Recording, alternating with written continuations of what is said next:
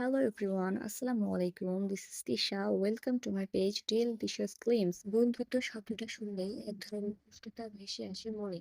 পরিবার আমরা জন্মসূত্রে পাই, কিন্তু বন্ধু আমরা নিজের হাতে বেছে নেই।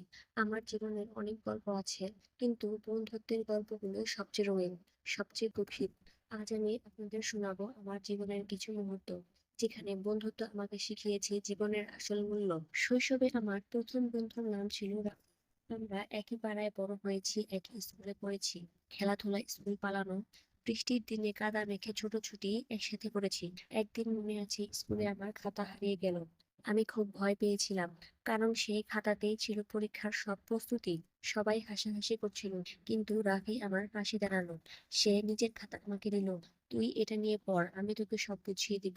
তখন বুঝিনি, কিন্তু বড় হয়ে বুঝেছি, বন্ধুত্ব মানে শুধু মজা করা নয়, একে অপরের বোঝা ভাগ করে নেওয়া। কৈশোরে বন্ধুত্ব আরো জটিল হয়ে যায়।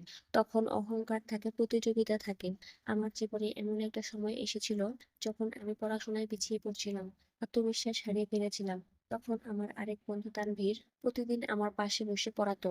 সে বলতো, তুই পারবি, তুই চেষ্টা চালিয়ে যা। পরীক্ষায় ভালো করার পর আমি শুধু নিজের নয়, ওরও আনন্দ দেখেছিলাম।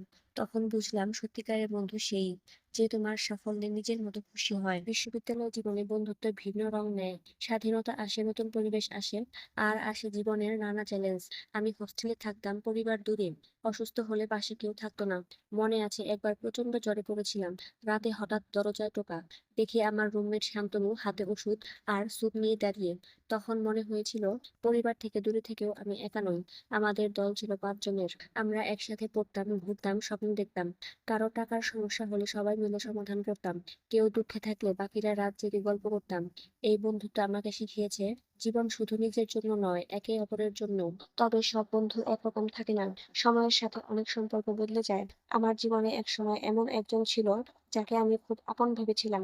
কিন্তু যখন আমার জীবনে কঠিন সময় এলো, তখন সে পাশে ছিল না। প্রথমে খুব কষ্ট পেয়েছিলাম। মনে হয়েছিল বিশ্বাসটাই ভুল ছিল। কিন্তু পরে বুঝেছি, বন্ধুত্ব জীবনের মতো সব সময় একই রকম থাকে না। যে থাকে সেই আসল বন্ধু। আজ যখন আমি পেছনে তাকাই, দেখি আমার জীবন গড়ে উঠেছে বন্ধুত্বের হাত ধরে। শৈশবের নির্ভেজাল আনন্দ থেকে শুরু করে বিশ্ববিদ্যালয়ের গভীর বোঝাপড়া, সবকিছু আমাকে বদলে দিয়েছে। আজ আমি জানি, টাকা পয়সা, সাফল্য সবই একদিন হারিয়ে যেতে পারে, কিন্তু সত্যিকারের বন্ধুত্ব যেটা থেকে যায় জীবনের শেষ পর্যন্ত। একটা ফোন কল, একটা কথা, একটা স্মৃতি, এই ছোট ছোট জিনিসই আমাদের বাঁচিয়ে রাখে। বন্ধুত্বের মূল্য আসলে মাপা যায় না। সেটা টাকার হিসাব নয়, সেটা সময়ের হিসাব নয়, সেটা হলো হৃদয়ের হিসাব। তাই আমি আজও আমার বন্ধুদের বলি, ধন্যবাদ আমার জীবনের অংশ হওয়ার জন্য। আর যারা শুনছেন, হয়তো আপনাদেরও এমন কিছু গল্প আছে। মনে রাখবেন, বন্ধুত্বের সত্যিকার মূল্য তখনই বোঝা যায়, যখন আমরা একে অপরের পাশে দাঁড়াই, কঠিন সময়েও। তো আজকে আমি এখানেই বিদায় নিচ্ছি। পরবর্তীতে আবার নতুন কোনো ভিডিও নিয়ে আপনাদের সামনে হাজির হয়ে যাব। সেই পর্যন্ত সবাই সুস্থ থাকবেন, ভালো থাকবেন। আল্লাহ হাফেজ। Thank you so much for watching. By.